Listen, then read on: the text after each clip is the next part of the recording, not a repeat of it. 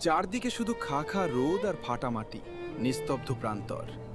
সবাই যখন হাল ছেড়ে নিথর হয়ে পড়েছে, তখনও একজন দাঁড়িয়ে, সাথে তার ভীত সন্তান। মাটির ফাটলে সামান্য একটু ভেজা দাগ দেখেই সে বুঝল এটাই শেষ সুযোগ। শরীর পুড়ছে, তবুও সে মাটি খুঁড়েই চলেছে অবিরাম। অবশেষে মাটির বুক চিরে বেরিয়ে এলো এক ফোঁটা পানি।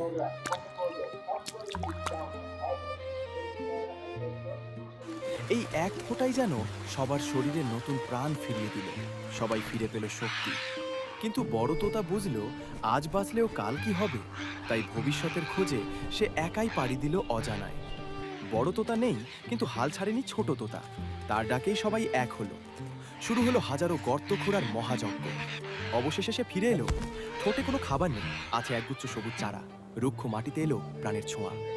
গর্তে গর্তে পরম যত্নে রোপণ করা হলো চারা। নিজেদের খাবার পানিটুকু